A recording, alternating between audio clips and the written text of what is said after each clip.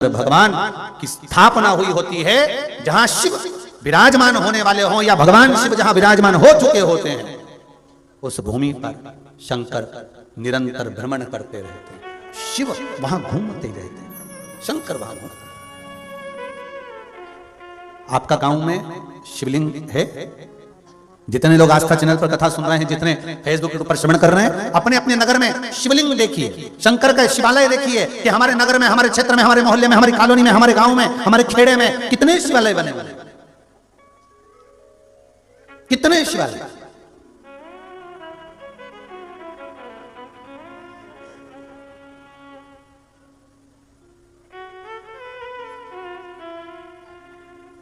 अरे भारत की भूमि पर ऐसे ऐसे शिवालय हैं जिन शिवालय पर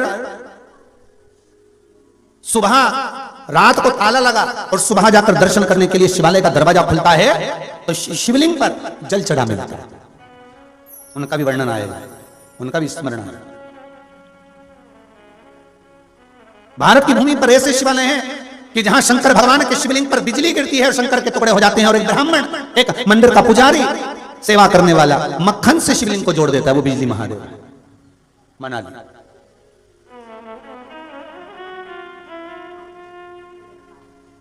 भगवान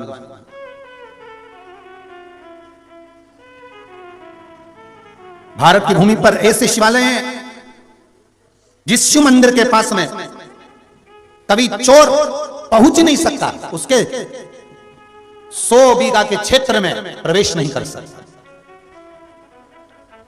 ऐसे ऐसे शिवालय शंकर। और आप सोचो कि ये शिवालय केवल दूर हैं?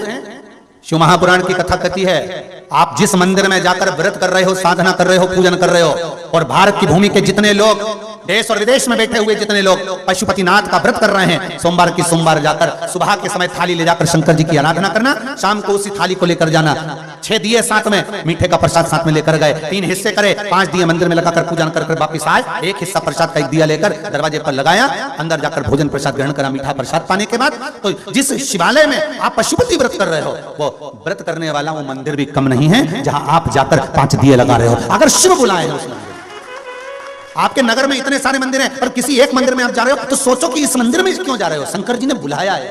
आप दूसरे मंदिर में तो जा सकते थे, एक कॉलोनी में 4 मंदिर है, इस मंदिर में जा सकते हैं, उस मंदिर में, पर वही मंदिर क्यों? शंकर ने वहां आवाज लगाई है, शिव ने बुलाया है।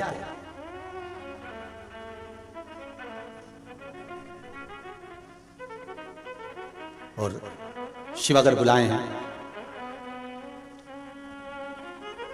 महाराज शंकर ने अगर बुलाया है तो कुछ कृपा जरूर करेगा। ये यहाँ पत्रों में लिखा है, किन किन्हों ने अपने अपने पत्रों में बड़ी बड़ी सुंदर सुंदर बातें वर्णित करी है। एक ये पत्र है, मेरा नाम बब्बी है, मेरा पांव का एक्सीडेंट हो गया था,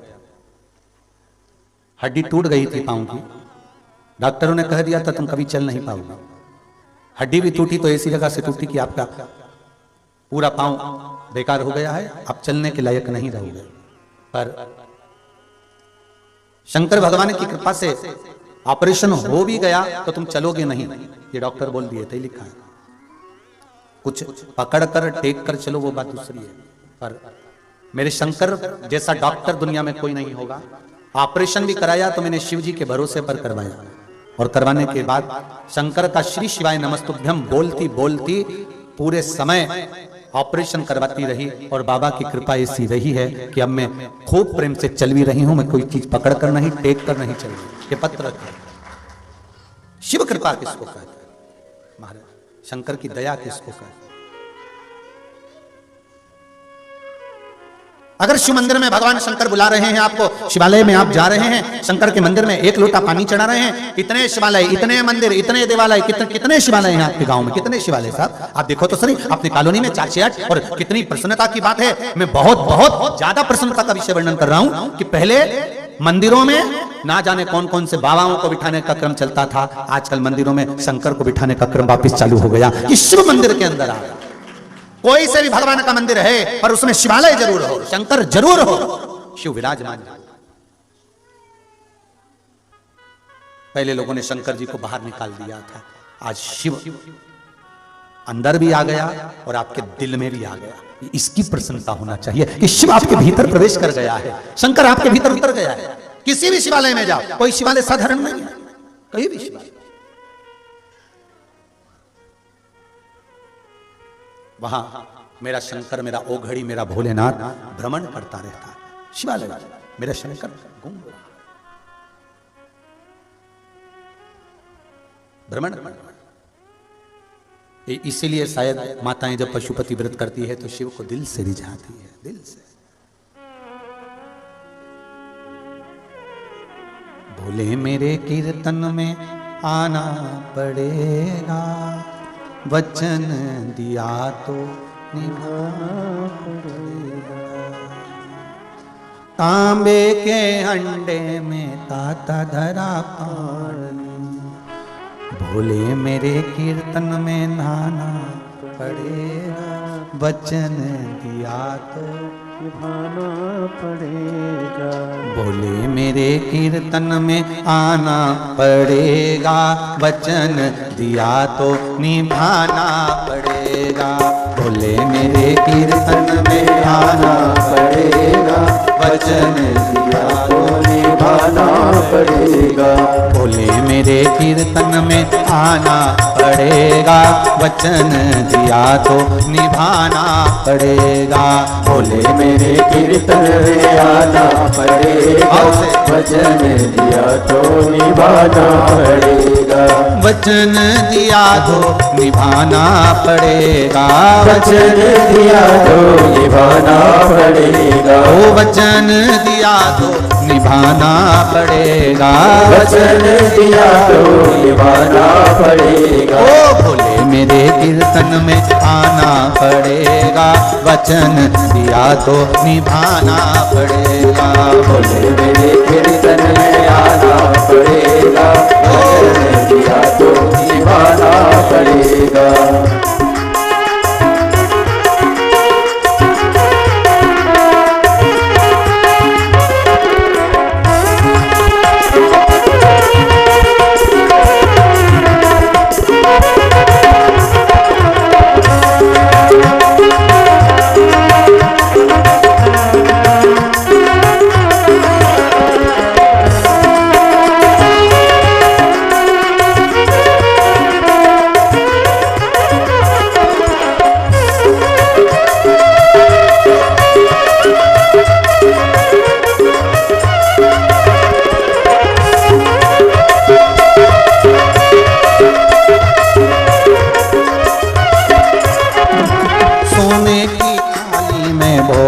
परोसा, सोने की थाली में भोजन परोसा। ओ सोने की थाली में भोजन परोसा, सोने की थाली में भोजन परोसा। ओ भोले मेरे कीर्तन में खाना पड़ेगा, वचन पड़ेगा। भोले मेरे कीर्तन में आना पड़ेगा, वचन दिया तो निभाना पड़ेगा। भोले मेरे कीर्तन में आना पड़ेगा, वचन दिया तो निभाना पड़ेगा। भोले मेरे कीर्तन में आना पड़ेगा, वचन दिया तो निभाना पड़ेगा। बोले शंभो।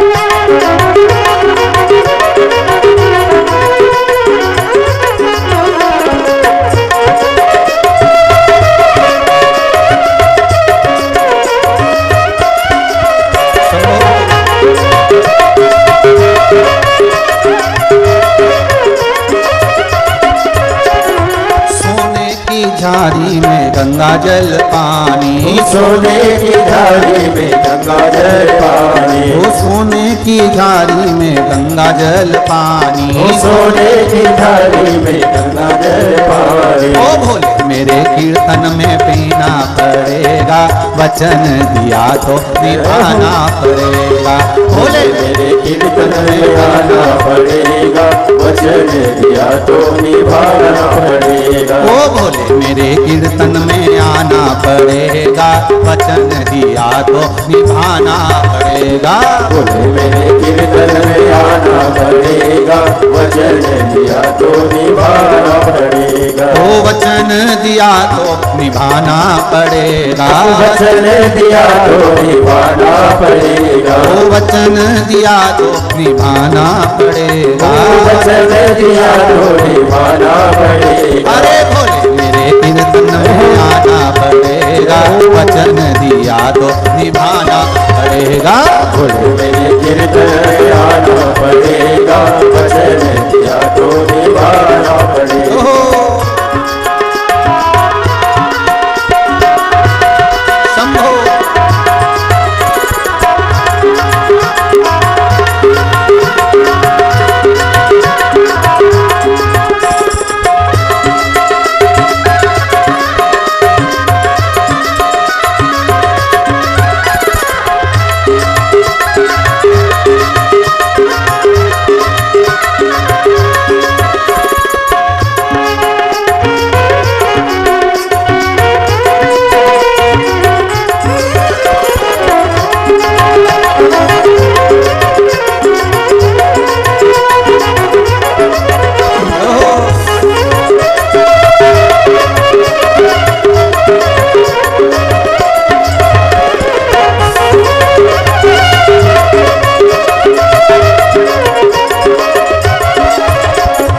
मखवल की गादी है मखवल का तकिया, मखवल की गादी है मखवल का तकिया, ओ मखवल की गादी है मखवल का तकिया, मखवल की गादी है मखवल का तकिया। ओ भोले मेरे कीर्तन में आना पड़ेगा, वचन दिया तो निभाना पड़ेगा। भोले मेरे कीर्तन में आना पड़ेगा, वचन दिया तो निभाना पड़ेगा। ओ भोले मेरे कीर्तन में आना पड़ेगा, वचन दिया तो निभाना पड़ेगा।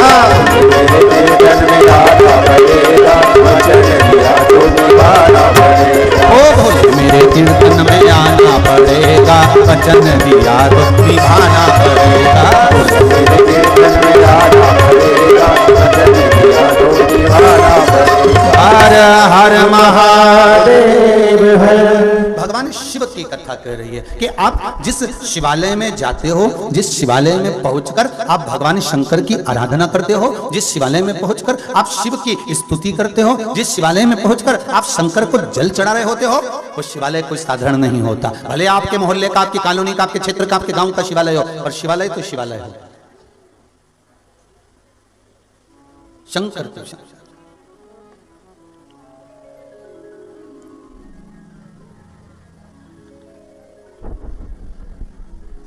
महाराज शिव कहने से तर जाएगा, भगवान शंकर के नाम का मात्र स्मरण, स्तुति, भजन, स्मरण। अब पार्वती तुम थक गई, तुम यहां रुक जाओ। पार्वती जी कहती हैं प्रभु मैं अकेली यहां रुकूंगी इस वीरान वन में, इस वीरान वन में मैं रुकूंगी तो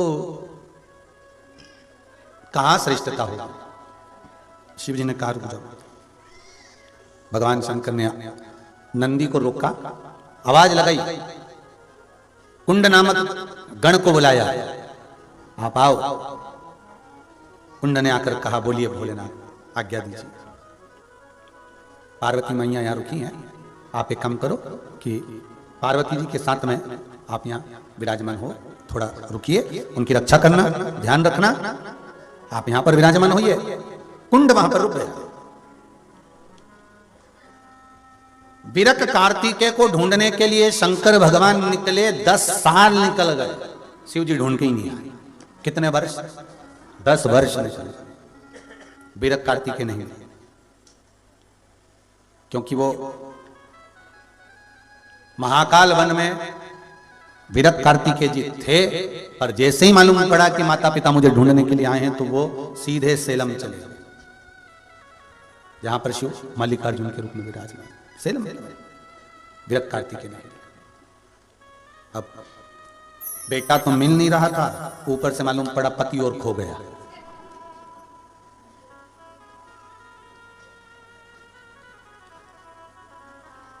बहुत लोगों के साथ ऐसा काम हो जाता है। एक व्यक्ति रो रहा था, हमारा सामान कुएं के अंदर गिर गया है, हमको तैरना नहीं आता, हीरे की तिजोरी है, जो हमारी तिजोरी लाकर दे देगा, आधे हीरे हम उसको दे देंगे। व्यक्ति ने सोचा कि हीरे की तिजोरी और मैं लाके दे दूं तो आधे मिल जाएंगे, तो आनंद हो जाएगा जिंदगी का। उन्हें कहा रुक जा, अभी अभी अभी आया। और वो तुरंत उसी समय पर, उसी पल, उसी घड़ी उन्हें अपना कोट उतारा, ने पेंट ने कोट ने कोट में जो पर्स रखा था वो, ने मोबाइल ने फोबाइल सब, उन्हें कहा ये पकड़, अब भी आया। इतने में पास में बैठा हुआ बोला घड़ी गीली हो जाएगी। उन्हें कहा ये भी है।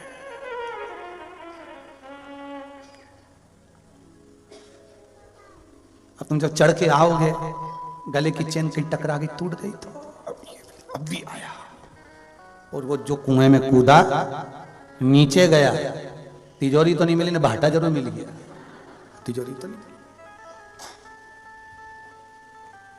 ऊपर आते से हापड़ी भरता भरता बोला कहां गया रे? वो की कोई हीरे की तिजोरी थी, वो तो जितना ये पेड़ा था वो भी लेके चला गया। अब ये अकेला एक डंडा उठा के ऐसा घुमा दिया। वहीं से एक संत निकल के जा रहे थे, उन्हें पूछा क्या हुआ? कपड़े चले गए, घड़ी चली गई, चेन चली गई, सामान चले गया, तो डंडा क्यों घुमा रहा है? कोई मुझे नहीं ले जाए। इतने में संत ने कहा तुझे कोई नहीं ले जाएगा, पर वो यम के दूत अगर आ गए तो तेरी आत्मा को खींच के जरूर ले जाएंगे। इसके उद्धार के लिए तो अपने भगवान का भजन करना प्रारंभ कर दे, यही जीवन का सुख है। नहीं तो जाना तो सब कुछ है। अरे रास्ते में सब मिलेंगे साहब, तुम यहां से इंदौर तो जाओ, बीच में टोल टैक्स भी मिलेगा। बोला मिले कि नहीं मिले? एक नहीं, दो दो तीन तीन मिलेंगे। भोपाल जाओगे तो बीच में टोल टैक्स मिलेगा, आसपास में होटलें भी मिलेगी, ढाबे भी मिलेंगे, चाय की दुकान भी मिलेगी।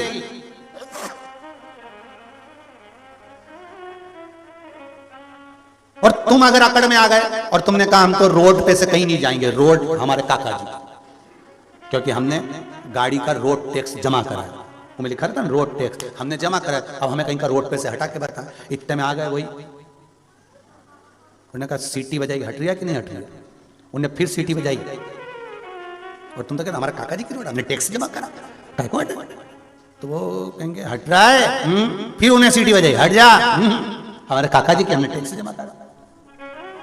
इतना में तो उन्होंने अब तुरंत फोन करा और एक गाड़ी बुलाई, उनमें एक की गाड़ी भी भर ली और एक के भी भर लिया और भर के ले लुआ कर ले।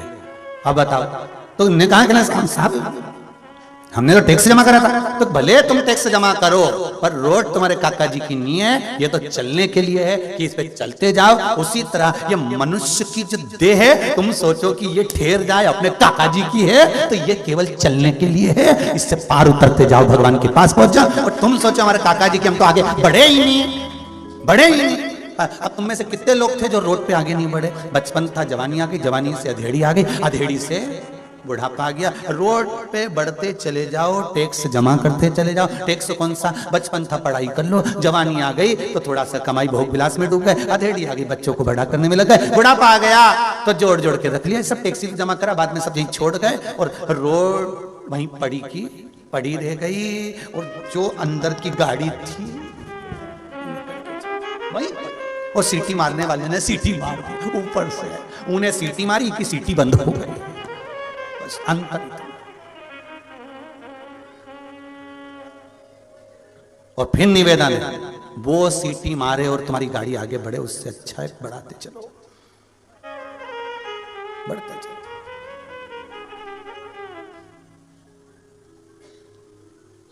इसलिए कहा शिव नाम बोल थारो कहीं बिगड़े, राम नाम बोल थारो। भगवान के भजन बिना कुछ नहीं बिगड़ने वाले। जपो, स्मरण करते रहो, कीर्तन करते रहो, मंत्र जाप करते रहो। कुंड को कहा तू रुक जा, पार्वती जी ने कुंड से कहा कुंड स्वामी नहीं आए मेरे, जाओ जरा पता करो गए कहां हैं। अब भगवान शिव कहकर गए थे कुंड तू पार्वती जी के पास रहना, यहां से हिलना मती, जाना मती इधर उधर कहीं पर भी हो तो यहीं रहना। अब कहकर गए ड्राइवर को कि तू यहां रहना, और सेठानी बैठी गाड़ी के अंदर और ड्राइवर चले गया पान खाने।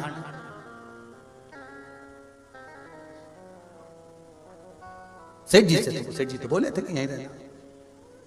शिव जी ने कहा कुंड तुम पार्वती जी के पास में रहना। अब पार्वती जी के पास में कुंड बैठा, अब पार्वती जी कह रही जाओ कुंड जरा स्वामी को लेकर आओ, वो मेरे पुत्र का पता लगाने गए थे, बिना कार्तिक के उनको मिला नहीं क्या अभी तक, 10 वर्ष हो गए हुए, जाओ जरा पता करो। अब कुंड तो बैठे आराम से।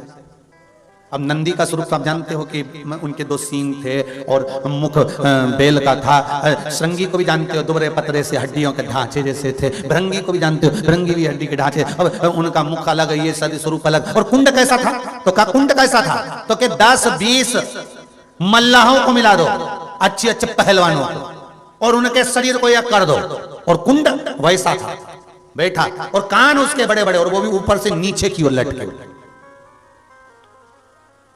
पार्वती जी को लगा कि कुंड ने सुना नहीं, मैंने कहा कि जाओ जरा पता करके आओ स्वामी कहां है, कुंड ने नहीं सुना। तो पार्वती को लगा हो सकता है इसके कान जो है ना ऐसे बड़े की जगह खड़े की जगह नीचे लटक गए, तो इनके आवाज नहीं आ रही। तो कई बार सासुन बहू को बोलती हैं कि बेटा वो ऐसा कर लेना, और बहू नहीं सुनी हो तो सास रसोई घर में जाके तो देखेगी क्यों नहीं मेरी चाय क्यों नहीं लाई, मैं तो इतनी देर से बोली। तो तब सास के समझ में आया, तो उन्हें हेडफोन कान में से निकाला बहू के और फिर किया चाय ला दे जगदम्बा।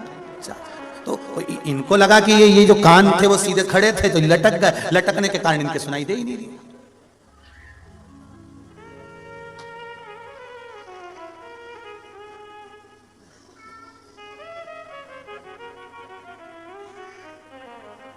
अब ठंड में सबसे ज्यादा फायदा पतियों का है। बस वो एक बात सीख जाए, ठंड में मुझे सुनाई नहीं दे रहा है, बस इतनी सी बात सीख जाए, ठंड बहुत तेज पड़ रही है और मुझे सुनाई नहीं दे रहा है। इसमें पतियों का फायदा, क्योंकि ये बोलेगी कि गुड़ लाओ, तिल्ली लाओ, ने चक्की लाओ, ने जाओ बाजार से ये ला, मेरे तो कान की आवाज चली गई ठंड के कारण। अब सुनाई कम दे रहा है, तू एक कप चाय बना ला, तो चाय पी के जो कप गरम लेगा तो उससे कान वो के बाद तुम्हें सुनाई दे जाएगा। हाँ